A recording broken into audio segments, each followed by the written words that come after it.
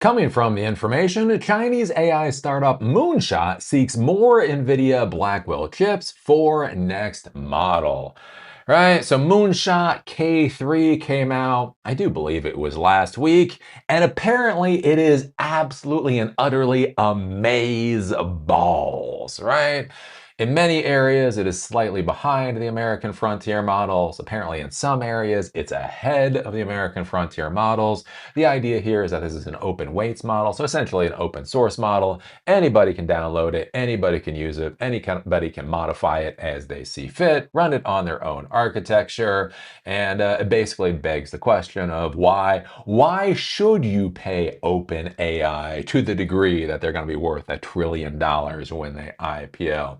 But one of the big questions that's come out of this is essentially what hardware did Moonshot train their K3 model on? Did they train it on Chinese hardware? Did they train it on NVIDIA hardware? Who knows? Basically, it's turned into a big high school drama at this point in time, but it is kind of curious just to watch and see how all this goes and think about where we're going to be going in the future. So the big thing right now is that in the United States, we are trying to keep China from getting access to our AI hardware. But one of the things I've argued for a long time is just functionally, I'm just not sure how well that is going to work out at the end of the day. Everything from a black market. So again, you're talking about a country, China, 1.4 billion people in that country. Yeah, there's a black market for getting GPUs and getting them to China. That's one way for China to get access to the GPUs. Other things are simply being able to access GPUs online. So like AWS, right? Infrastructure as a service. You can access GPUs online essentially as a service. So what is to keep, Chinese companies from essentially using VPN access or whatever to getting access to the GPUs on the cloud? That's one way they can get access to it. Or they can just simply put a whole bunch of hard drives literally into a suitcase. This has been done. Go to a country where they have data centers with NVIDIA GPUs and simply run their training doing things that way. And so one of the interesting questions was with this whole trying to keep China from having access to any of the NVIDIA GPUs is it possible? Like it does this functionally work, or is it just kind of pissing into the wind, as they might say? So anyways, we go over and take a look at this. They're talking about this with Moonshot. Beijing-based startup Moonshot AI, flush from the breakout success of its recently released model, Kimi K3, is already discussing plans for Kimi K4, which would be significantly larger in size than K3. There's just one problem. To train the new model, Moonshot would need access to more NVIDIA's advanced AI chips. Which U.S. rules dictate should not be available to Chinese firms. Despite those restrictions, Moonshot trained Kimi K3, the world's largest open source model, with 2.8 trillion parameters on NVIDIA chips, including the most advanced Blackwell ones, according to 3 people with knowledge of the matter, confirming part of a statement in an ex-post by White House senior official Michael Kratosis. Moonshot is now seeking access to more Blackwell chips to prepare for the development of future generation models, such as K4, according to 2 of the people. Now, as far as I understand, Moonshot was trying to say a lot of the training was done on Chinese accelerators, basically Chinese AI processors, that only certain things were done on NVIDIA GPUs.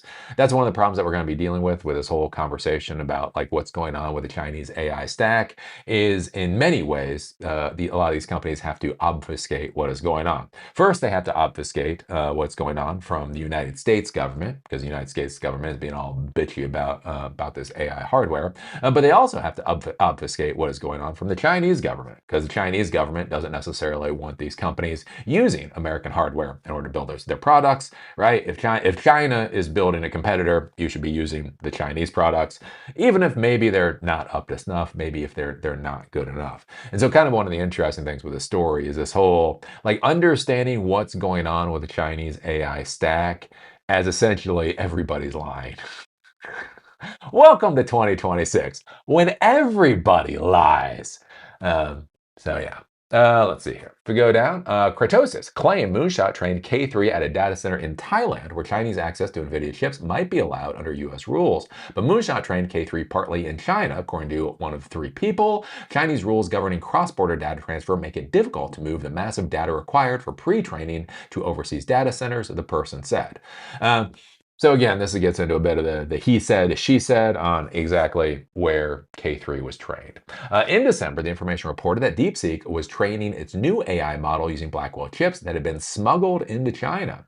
These episodes highlight the fact that while Chinese startups are disrupting Silicon Valley by developing highly capable open source AI models, they still depend on US technology to do so. Beijing has poured massive state funds into Chinese chip industry for years, and the country is rapidly adopting domestic chips for inference or the running of AI models. But when it comes to training AI models that aim to compete with Anthropic and OpenAI, Chinese firms still rely on NVIDIA. And I do think this has more to do with the insanity of U.S. policy than it has to do with China and their technological advancement.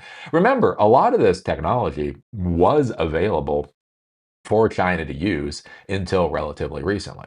As I've talked about many times before, right? Whether you're an individual person, whether you're a CEO, whether you're running a country, right? You have to think about your options and you have to think about the allocation of resources.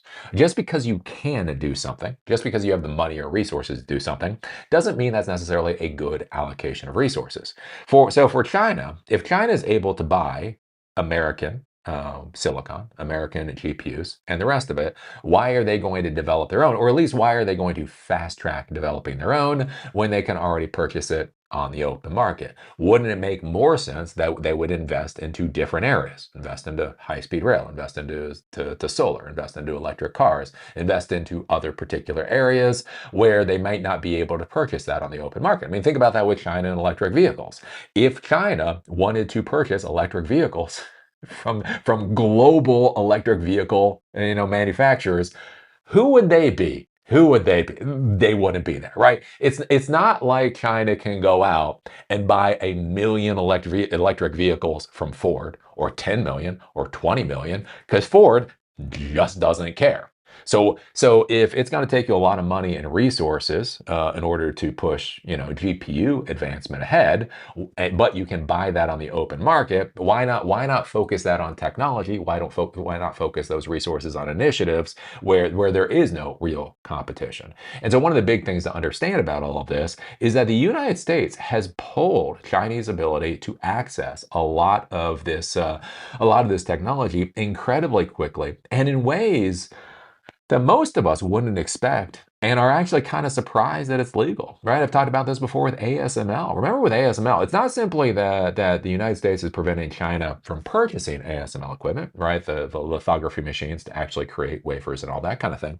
But US Congress is actually trying to push through so that ASML would no longer support the equipment that China already purchased. China has purchased lithography machines worth up to $400 million a piece. $400 million per lithography machine. And the US government is trying to force ASML to no longer support it, right? It's one thing if you say, well, you can't sell these things to China anymore. That's stupid, that's horrible, that's god awful, but that's one thing. China already bought this equipment. And we are trying to step in to kneecap the equipment that has already been purchased.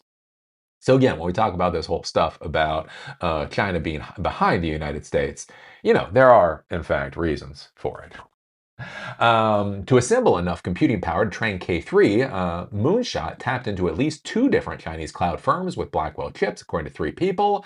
It isn't clear how Chinese cloud firms got the Blackwell chips. Their access is likely in contravention of U.S. export rules. No single supplier could offer enough chips, forcing Moonshot to connect many 8-chip Blackwell servers together. That's a much smaller configuration than the biggest U.S. AI companies typically use for training AI models, according to the people. Moonshot's engineers refined the network design to improve how Blackwell chips communicate with each other and across data centers run by different providers. And that's the other thing I talk about with things like architecture. We talk about how we design systems. Remember, you design systems, again, based off of your resources and all of that kind of different thing. One of the interesting things to be thinking about with this is the idea is they were only able to access so many Blackwell chips, so they weren't able to access the size of clusters that they would prefer to be able to access. And so basically they redesigned the architecture hardware so that they could accomplish the task that they're doing. And this is where I talk about before, like many times before, about the United States trying to keep China from being able to access this particular hardware in a modern, globalized communication world. There is an interesting question about when does architecture invalidate your sanction policy? I don't know. Let's see here. If we go down, many Chinese firms use offshore AI data centers with NVIDIA chips to train models. Tencent, for example, rented computing power from a data center near Osaka that is equipped with thousands of Blackwell chips owned by Japan's data section, according to the Financial Times.